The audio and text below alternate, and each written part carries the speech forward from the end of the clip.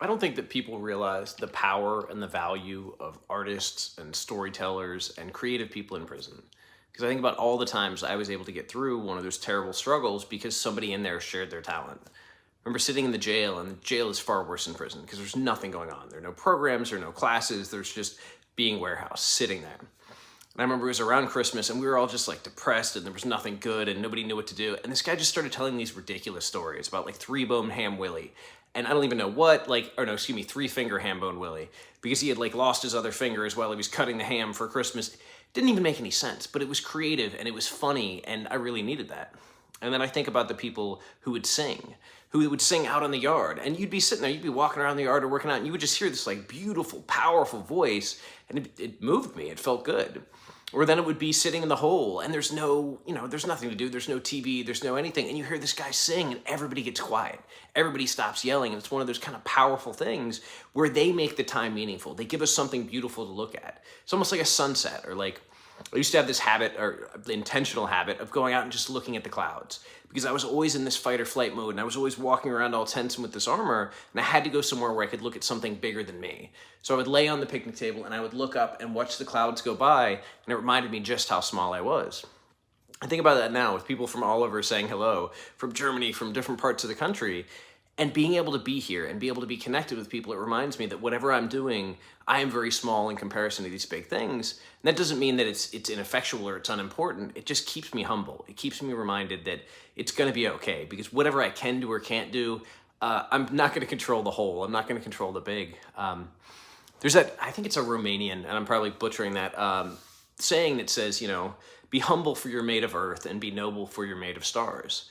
And every time I hear that, for whatever reason, it just does something to me. Like, I get emotional because I think about how many times in my life I felt completely and totally low and worthless and without effect. And then like last night when I was feeling really emotional, I read a couple comments where people were saying thank you, or like, you don't know the impact this made on me, or somebody sent me a DM, and like, I needed that. It kind of like broke through this wall as I was feeling in this low place and helped me be filled with this sense of gratitude and love and connection. Other times it'd be inside, it'd be somewhere else, but it was those artistic people, those honest people, those genuine people that always meant the most to me.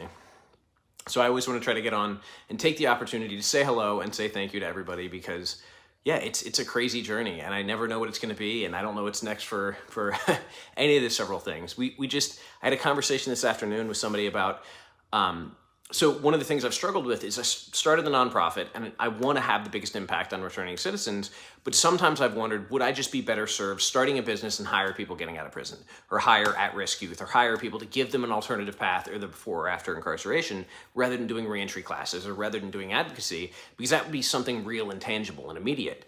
And so I had a conversation with somebody today about a business model that I really like, and trying to get funding and trying to get training so we could get people specialized training. So at-risk youth would end up being able to take that path rather than going to juvie, or people getting out of prison be able to get a job rather than going back to their old ways. And so I'm always hoping for those opportunities. When they start coming together, it just feels good. And I mean, that's something that would probably be a year off, even if we got it all together, if we'd managed to do the fundraising. But I'm not used to that idea. And that's one of the things I'm really trying to adapt myself to, because I still think of work as transactional. Like, you work this many hours, you get this much on your paycheck, and that's it. But the people that I see that are really successful and having a huge impact, whether it's in the private sector or the nonprofit sector, they're just connecting people. They're going and saying, hey, we need to raise money so we can do this. And then they're able to give 100 people jobs. Well, they didn't actually produce anything, but they managed to put the connections together. And growing up with a father who was an avid communist, I used to resent this. I used to think this was exploitive and unfair.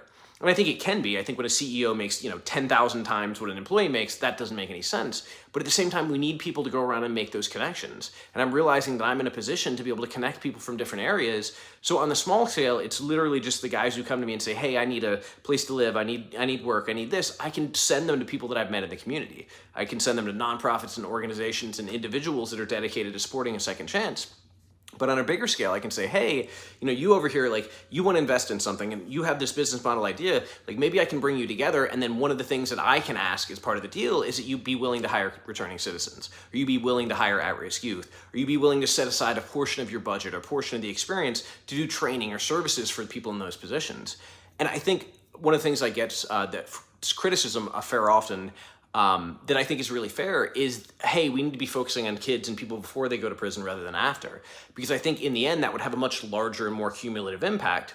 but I also know that I have a greater experience with prison and the reentry experience. So I don't think it's an either or. I think that's a false dichotomy because I think we can focus on both areas.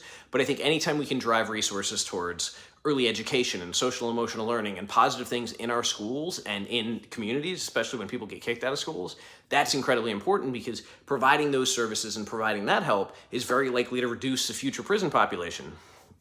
There's somebody who's getting ready to be a professor at a local university, or at a university now, I guess a little ways away, who always says her job is to put me out of business, that she wants to train trainers and train teachers to where they can recognize and give people the skills they need so they don't end up in juvie or they don't end up in prison. Because if she can put me out of a job, that means that they're giving people the skills they need in the beginning. They're doing the trauma-informed care and recognizing what's needed in the beginning. And I think that's the ideal. And I would love to do that. And that's one of the reasons it's really nice for me to go into the juvenile facility. But obviously, if we could stop people in the community before they get there, like can we reach in? And there are a couple groups. So there's one group of UVA students who said they're willing to come in and start tutor local at-risk youth or local youth in communities that are underprivileged or underserved. I think that's a great start. When I went to one of the classes, that was what really inspired me is the kids asked, how can we help? Like, how can we be involved? And I'm so used to people saying, oh, you shouldn't be doing this or you should be doing this, to have these kids, these like 20-year-olds say, hey, I want to help. How can I help? Like, how can I use my time and my energy? And I said, yeah, I'd love to get you into tutor in the juvenile facility. I'd love to get you into tutor in this community. And so other people have kind of put together those connections. And again, that's the thing that I want to be able to do. If I can connect people to where we can have, 50 or 100 UVA students willing to go tutor kids, if I can have some of these, successful MBA students come in and teach entrepreneurship and financial literacy like Resilience Education does. Like if I can put people together in the same room to have conversations about services and training and a different future, I think that's huge. And the other night I was so moved because the treasurer on our board is somebody that I really admire and look up to because I think he's actually younger than me, which is, but he's been out longer, but he's managed to do so much. I mean, he went to school, he got a finance degree, he was able to work for a Fortune 50 company, and then he was able to decide, hey, this isn't what I want. Like, yeah, I'm making a load of money, but I want to feel good about myself. I want to feel good about my life. He went to work for a nonprofit for a couple years. He really put them in a good position. And now he started his own business connecting people with employment after incarceration. And I just think it's so neat to watch his arc. And so he's been mentoring somebody for a couple years. So I've heard about this guy and I got to meet him the other day. And this guy didn't have the same opportunities that I did, but he's worked twice as hard. And it's so humbling to see. And I was kind of beating myself up about it. And Josh was actually saying the same thing. This kid is just amazing. Like the things he's done. And every time he wants to do something or wants to make a connection, he'll just do it. He'll just reach out on somebody on LinkedIn. He'll apply for every grant. He'll apply for every program. He just applied at MIT and Stanford and Columbia and UVA. And I'm watching this kid thrive and grow, and I cannot wait to see it because I think he still didn't quite believe yet that he's that person. And I know I have a lot of days where I don't believe that I have the potential to have a huge impact or the potential to do something really good. So to see him like slowly coming to realize and doing these things kind of like as a crapshoot. And that was how I put in my pardon or my petition for clemency or my conditional pardon, basically saying, hey, like, I don't think this is going to work, but I can at least put it out there. Like I can do this even not believing that it's going to work out. And that's one of the things that I had to try to learn to do was, hey, I'm going to do something and not be in control of the results or the outcome. Like I can't control what happens, but I can do this next right thing. And so he made this promise to his mother that he was going to, go to college and do these things. So he started doing them not because he wanted to or not because he thought he could, but because he had made a promise. But he has kicked ass and continued. And I just love that. You've never subscribed to my content, yet somehow YouTube auto-subscribed you. I would think that YouTube didn't actually auto-subscribe you. You just subscribed and forgot, or maybe you were like drinking and don't remember. But either way, I hope you have a wonderful day. But it's been such a neat thing to watch people grow, watch people come out of juvenile facilities, come out of prisons, or even come out of really just difficult situations in foster care and watch them grow and watch them heal and watch them see their own potential. Because so often, what I find is this lack of imagination or lack of belief in self. So a lot of these kids will come out and they'll say, oh, well, maybe I'll get a job. Like, that's all anybody I know have done. And it's like, well, hey, why can't you go to school? Like, and not everybody's going to go to Stanford. Not everybody's going to go to college. But maybe you can go to a vocational school. Or maybe you can go to whatever level it is. But it's just oftentimes we have to recognize that where somebody is, there's at least a little bit further than they could go. And that's where I really want to try to figure out, like, how do we connect them with... How do we connect them with people and environments and opportunities that essentially allow them to move forward in their own lives? How do we connect them with emotional resources and vocational resources and economic resources? Because I think about how big of a difference it would be if one of these kids came up with a business plan and actually had somebody they could go to and say, hey, I want to detail cars. This is what I need. I need $4,000 to get this set up, to have a trailer, to be able to detail cars and travel. This is my payment plan. This is how long it would take for me to get it back. But the reality is, if you're a poor kid coming out of a bad neighborhood or coming out of juvenile detention or coming out of prison, the bank isn't going to give you a loan, even if you have the best business plan in the world. But we have groups like the Fountain Fund that they do small microloans for people who've been incarcerated. So originally it was to pay off fines or get people driver's licenses or help them get in a position where they could become, essentially legitimate citizens. But now it's gotten to the point where they're giving people money to start businesses. So we've got this amazing food truck that actually catered one of the Fountain Fund events that was started because somebody said, hey, I've got a dream and I've got a business plan. Like, will you fund my dream? And now they have an amazing food truck. And just watching the collection of ideas, the collection of hope, and then the collection of resources and how big of an impact it can have is really encouraging to me.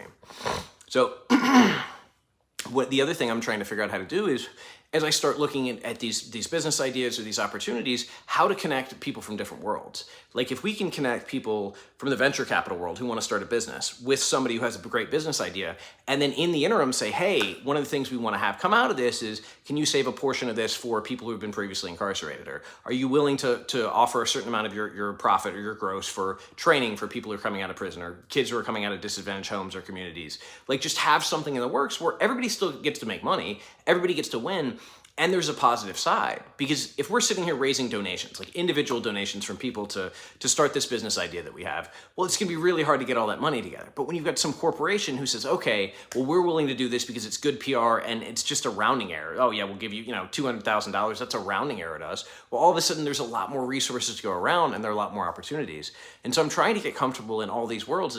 I've never been to an event with CEOs and tech people and academics. Like this is new to me, but I'm realizing that everybody has the same kind of mindset that is really on that same path. Like at South by Southwest, everybody was curious and interested and cared and wanted to do something positive. Like I met people who had sold a business and could have retired and bought an island, but still started something new or invested in something new or threw themselves into it because they loved it. And part of it, I think, is not just making money or just being evil. And I'm sure there are people like that, but it's people who just want to be a part of something. They want to make something. They want to make things grow, and being able to connect those people with somebody else. Maybe they make enough money, they become philanthropists, and then they have the money to fund programs and fund business opportunities and fund resources. It's just awesome. And like you said, using that rounding error for something. I thought that was so funny. So there was Josh, actually, the guy who worked for the Fortune 50 company. He was talking about when there was like $110,000 shortfall in one of the budgets, because he used to have to do all the budget sheets. And he went to his boss. He was like, look, I'm going to have to investigate. We're going to have to do a team report. His boss was like, 110? Like, I don't care. Just put it under, rounding error. I can't remember what he said. Like, put it under miscellaneous. So there are businesses that can literally just lose $110,000 and nobody cares. Hello? And I think about that access to resources and capital when there are people who, don't have the money to buy transportation. Or if they do, God forbid they get into an accident or something happens or they get a flat tire and they can't pay to replace it. Living paycheck to paycheck is a terrible place to be, yet that's where most people coming out of incarceration, most people coming out of disadvantaged neighborhoods, most people coming out of juvenile detention are. And if we can connect them with people that are living very differently than that, who have very different opportunities, and we can somehow kind of like connect them to create those opportunities, I think that's really where it is. Because I think about how when I was meeting with all the people at South by Southwest, they said they invest in ideas, but primarily they invest in people. So they look at the idea and say, hey, this is good or bad, but then look at the person who's presenting it, the person behind it, and say, yeah, I'm gonna invest in you. Even if this isn't my favorite idea, I'm investing in you because I think you're gonna do something with it, or I think you're gonna do something else, and I want a piece of you. So there are plenty of kids I know. I just look at the entrepreneurial like drug dealers and hustlers and different kids coming out of bad neighborhoods who, if they take that drive to somewhere else, they're the most dedicated, creative, motivated people in the world, but their only avenue at that point is to sell drugs or is to run a criminal empire because there's nobody offering them business advice or being willing to invest in them. But if we can connect those kids and those skills with somebody else who does have the resources and show them that potential, I just imagine what could come out of it. And it makes me think of, there was a guy, he was running this operation, bringing drugs across the border from Canada, or from Canada to the US. And so he ended up doing like 10 or 12 years in the feds. And when he got out, he had a little bit of money left. He had like 10 grand left or 12 grand left. So he took out as big an ad as he could. I think it was in the New York Times, the Washington Post or something. And he said, hey, I just got out of prison. I was running a international operation with, 37 employees. This was my budget. He just listed all of his qualifications, having run a criminal enterprise, and within 2 days, he got like a Fortune 50 company job. He was able to be recognized for the skills that he had and the fact that they translated very well from the operation he was running to a legitimate operation. So again, if we give kids those opportunities, that kid who's running a block or that kid who's running a neighborhood can actually be running something legitimate, running something that pays taxes, running something that employs people legally. And if we make those connections, just imagine the lives that would change. So that's my rant for the day. I gotta go. I'm gonna do a massage class tonight, and then we might go dancing, because I never take time to just relax and do stuff. Like literally spent all morning cleaning and organizing, and so I wanna try to get to where I'm taking at least a day or two on the weekend to just relax. Like I laid down last night, which I'm really glad I did. I took 2 hours to not do anything, not like read, not clean, not work, not do comments, but just do nothing. And so the idea of being able to go out and dance tonight, having gone for a good ride today, it fills me with a little bit of happiness, because I realize that there's room for that in my life. I just need to do that. So hope you hope y'all have a wonderful day. Thank you.